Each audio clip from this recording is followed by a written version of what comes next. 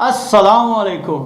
आज जिस फिल्म का हम जिक्र करेंगे ये फिल्म 1960 में रिलीज होने वाली तीसरी फिल्म थी और इस फिल्म का नाम था क्लर्क। ये फिल्म हयात के बैनर तले रिलीज की गई। एक क्लर्क की निजी जिंदगी और इसमें पैदा होने वाली मुश्किलात को इस फिल्म में बड़े खूबसूरत अंदाज में पेश किया गया, जिस पर तमाम सरमायाकारी वजीर अली ने की। इस फिल्म के मुसन्निफ यूनुस राही थे, जबकि डायलॉग और स्क्रीन प्ले रियाज शाहिद ने तहरीर किए। इस फिल्म के डायरेक्टर खलील कैसर थे और इस फिल्म को अक्सबंद फयाज अहमद ने किया। उर्दू जुबान की यह फिल्म एवरन्यू स्टूडियो लाहौर में तैयार की गई। इस फिल्म में किन अदाकारों ने अपनी अदाकारी के जौहर दिखाए, आइए देखें। इस फिल्म के नुमायां अदाकारों में मुसरत नजीर, खलील कैसर, रतन कुमार, लैला, रेहान, साकी, मास्टर मुश्ताक, बेबी नसीम, नैना, सलमा मुमताज, कलावती, जाकिर, मैगी डेपेंजा, गुलाम कादिर, इकबाल मुफ्ती और ख्वाजा परवेज शामिल थे। खलील कैसर न सिर्फ इस फिल्म के डायरेक्टर थे बल्कि इस फिल्म का अहम किरदार भी उन्होंने अदा किया।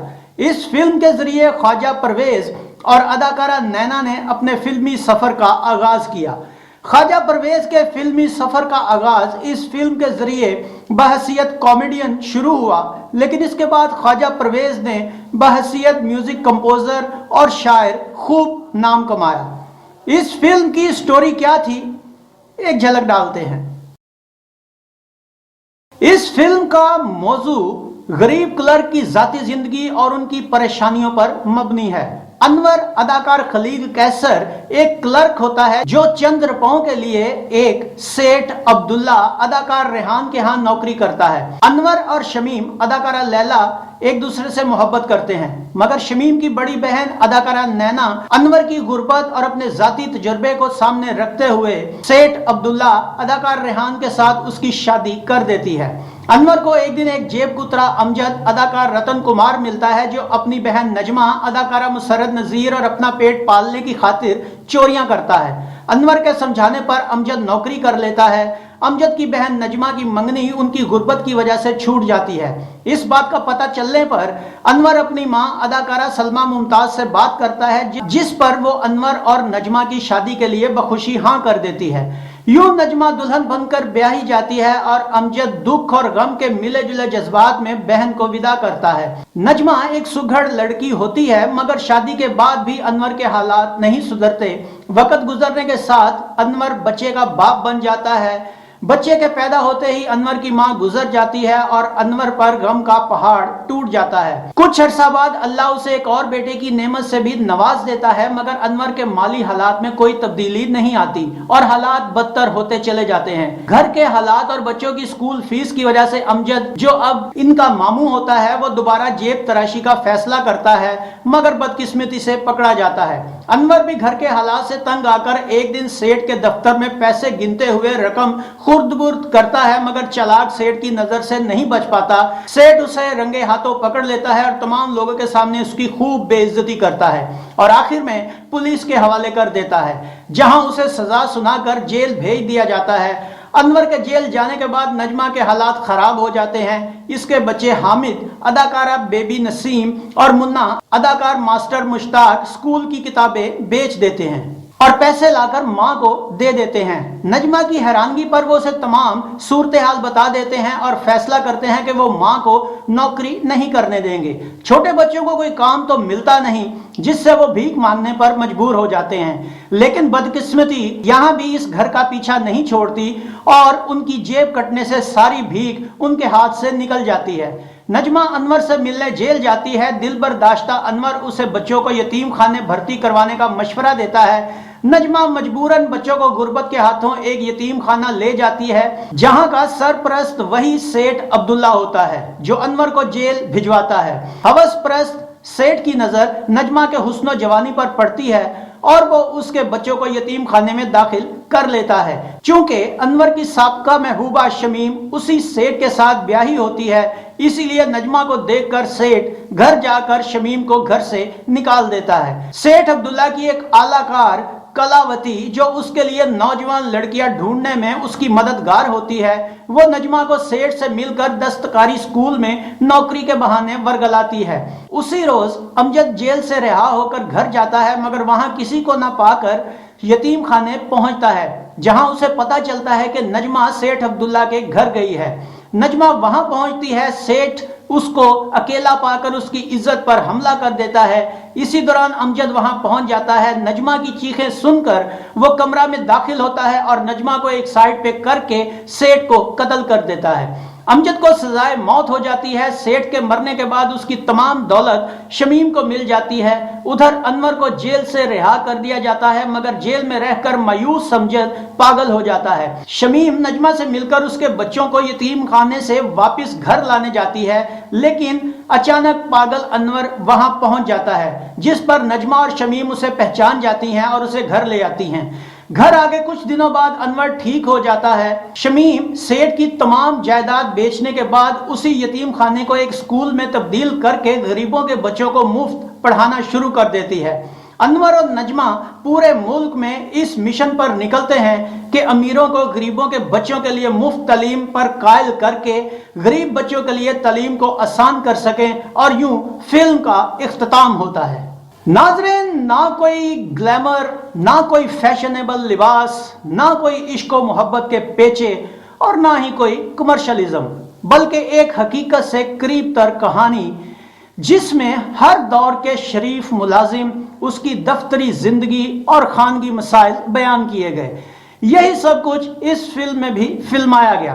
یہ اگر ایک آرٹ فلم کہی جائے تو عجب نہ ہوگا۔ خلیل کیسر نے بہت خوبصورت انداز میں ایک ذہنی طور پر دل برداشتہ شخص کا کردار ادا کیا، ایک ایسے شخص کی اداکاری جو ہر طرف سے مایوسیوں کا شکار ہو کر آخر پاگل ہو جاتا ہے۔ خلیل کیسر نے اس رول میں جان ڈال دی۔ گلیمرس مسرت نذیر نے اس فلم میں غریب گھرانے کی اداکاری تو اچھی کی، مگر ان کا hair style plus make up کہیں سے یہ ظاہر نہیں کر رہا تھا کہ یہ ایک غریب گھر کی عورت ہے۔ لیلا بھی اپنے کردار میں خوب رہی۔ ریحان نے ایک لالچی اور ہوس پرست سیٹھ کا کردار کمال نبھایا۔ خواجہ پرویز ہلکی پھلکی کامیڈی کرتے مناسب لگے۔ اصل میں یہ فلم حساس لوگوں اور ایک مخصوص طبقہ فکر کی فلم تھی۔ ایک بات جو اس فلم میں نوٹ کی گئی اور میری اپنی رائے میں، وہ یہ کہ فلم میں شروع سے آخر تک مایوسی اور نا امیدی ہی دکھائی گئی۔ ناظرین، فلمیں ایک ایسا ذریعہ ہے جس سے انسان میں کچھ کر گزرنے کی تحریک پیدا کی جا سکتی ہے۔ ایک میسج ہزاروں لاکھوں تک پہنچایا جا سکتا ہے، مگر اس فلم میں اس بات کی کمی شدید طور پر دکھائی دی گئی۔ ہیرو شروع سے آخر تک مایوس، نا امید، دل برداشتہ اور ڈرا ہوا ہی دکھائی دیا۔ کہیں بھی تخیل کا سہارا لے کر اسے مضبوط نہیں دکھایا گیا، بلکہ ایک سین میں وہ بیوی کو مر جانے اور بچوں کو یتیم خانے بھیجنے کا مشورہ دیتے دکھایا گیا ہے۔ پھر جیل کے اندر اسے پاگل ہوتے دکھایا گیا ہے، جو سینما میں تفریح کے لیے آنے والے کسی بھی سینما بین کے لیے اذیت ناک ہو سکتا ہے۔ اس کے برعکس امجد یعنی رتن کمار کے کردار میں پھر بھی ہمت اور حوصلہ دکھایا گیا، جو اپنے بھانجوں کی خاطر چوری اور بہن کی خاطر قتل کرنے سے بھی گریز نہیں کرتا، مگر اس کے کردار کو بھی پھانسی دے کر عجیب ہی سلوک سے دوچار کیا گیا۔ حالانکہ شمیم جو سیٹھ کی بیوہ اور نجمہ کی سہیلی بن چکی تھی، اس کے ذریعے عدالت میں امجد کو معاف کر کے اس فلم کا کچھ نہ کچھ خوشگوار انجام کیا جا سکتا تھا، مگر یونس راہی صاحب کے دل میں نہ جانے کیا تھا کہ سچ میں انہوں نے اس کہانی میں فلم بینوں کے لیے خوشی کا کوئی پہلو نہیں چھوڑا اور انہیں روتے دھوتے ہی دکھایا گیا۔ اگر خلیل کیسر کی ہی قسمت یا خواجہ خورشید کی جھومر کی طرح کوئی ٹرننگ پوائنٹ ہی ڈال دیا جاتا تو شاید اختتام مزید بہتر ہوتا، لیکن شاید آرٹ فلم اسے ہی کہتے ہیں۔ اس فلم میں سب کی اداکاری شاندار تھی، مگر بیبی نسیم اور ماسٹر مشتاق جیسے ننھے فنکاروں کی ایکٹنگ اور بالخصوص ڈائلاگ ڈیلیوری نے کمال کر دیا۔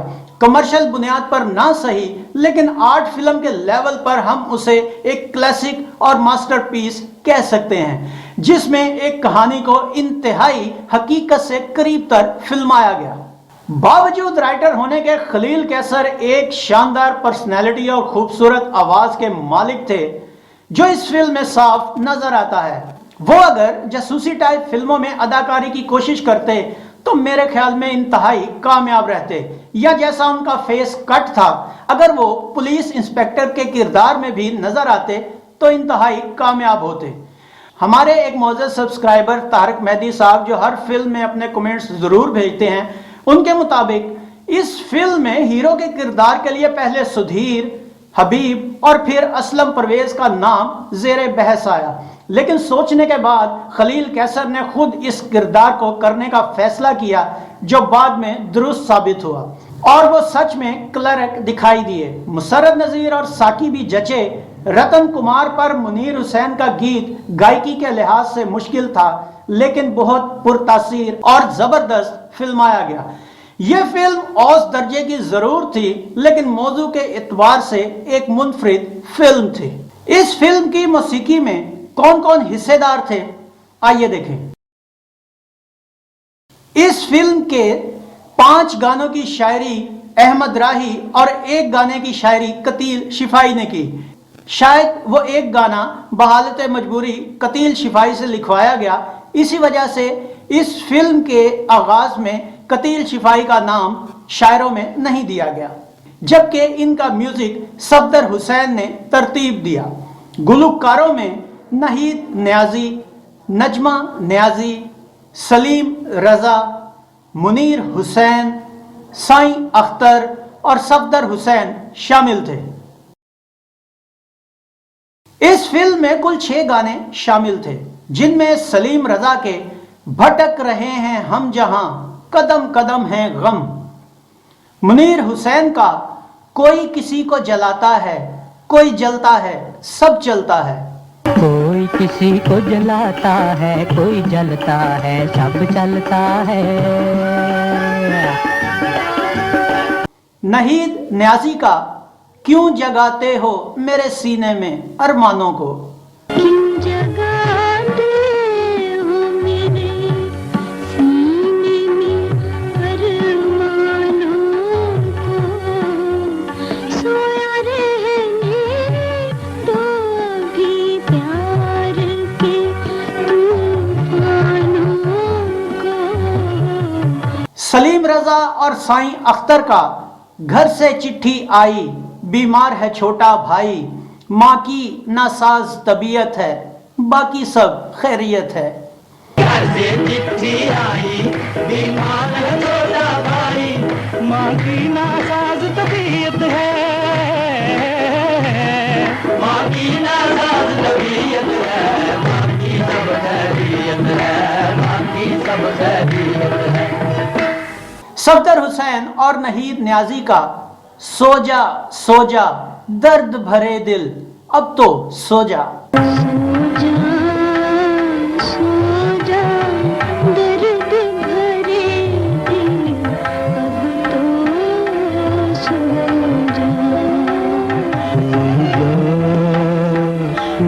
درد بھرے دل اب تو سو جا۔ صفدر حسین، نہید نیازی اور نجمہ نیازی کا خالی پیٹ کسے دکھلائیں ہم مجبور سوالی، خالی پیٹ کسے دکھلائے ہم مجبور سوالی، اس گلشن کے پھول ہے ہم تو جس کا نہیں ہے مالی، بابا ہم مجبور سوالی۔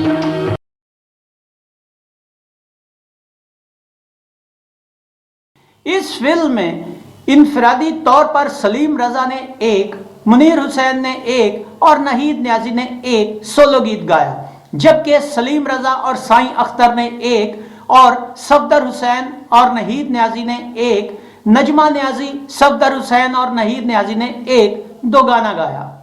یہ فلم 22 جنوری 1960 بروز جمعہ کو اسی دن لاہور اور کراچی کے آڈین سینما میں ریلیز ہوئی، جس دن فلم غریب کو کراچی کے کیسر سینما میں ریلیز کیا گیا، مگر یہ فلم कामयाबी की उन मंजिलों को ना छू सकी जैसा कि इससे उम्मीदें थीं और किसी दर्जाबंदी में दाखिल ना हो सकी, लेकिन मौजू के लिहाज से हम इसे एक औसत दर्जे की मुनफरिद फिल्म कह सकते हैं।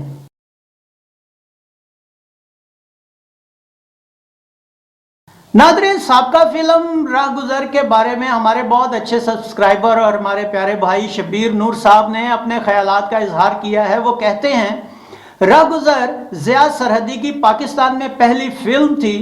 वो इंडिया से हिजरत करके पाकिस्तान आए थे। हिंदुस्तान में उन्होंने 2-3 फिल्में जिनमें फुटपाथ, आवाज और 1951 की हम लोग शामिल थी डायरेक्ट की। राहगुजर लाहौर के रतन सिनेमा में रिलीज की गई और लाहौर के हर एरिया में इसी फिल्म के बड़े बड़े बिलबोर्ड आवेजा किए गए। और ये बात भी बहुत दिलचस्प है कि ज़िया सरहदी टीवी के नामवर फनकार खयाम सरहदी के वालिद थे। तो नाज़रीन, ये था फिल्म क्लर्क का एक मुकम्मल और तफसीली रिव्यू। उम्मीद है आपको हमारा ये वीडियो पसंद आया होगा। अगर हमारा ये वीडियो पसंद आया हो तो इसे लाइक कीजिए, हमारे चैनल को सब्सक्राइब कीजिए और बेल आइकॉन को दबाना मत भूलिएगा ताकि हमारा आने वाला हर नया वीडियो आप तक पहले पहुंचे। इस फिल्म में शामिल हीरो, हीरोइन, मुआविन अदाकार, मुआविन अदाकारा, एक्स्ट्रा अदाकार, एक्स्ट्रा अदाकारा, कॉमेडियन, गुलूकार, गुलूकारा, मौसीकार या अपने किसी भी पसंदीदा फनकार के बारे में अगर आप अपनी राय का इजहार करना चाहते हैं तो कमेंट्स बॉक्स में अपनी राय का इजहार जरूर कीजिए, जो हमारे चैनल और हमारे नाजरीन के लिए मजीद मालूमात का सबब बने। इस वीडियो को शेयर कीजिए ताकि हमारी ये मालूमात आपके जरिए दूसरों तक भी पहुंचे। गुलफाम को इजाजत दीजिए, अगले वीडियो में एक नई फिल्म के रिव्यू के साथ आपके सामने दोबारा हाजिर होंगे। अपना बहुत सा ख्याल रखिएगा। अल्लाह आपका हामी और नासिर हो। अल्लाह हाफिज।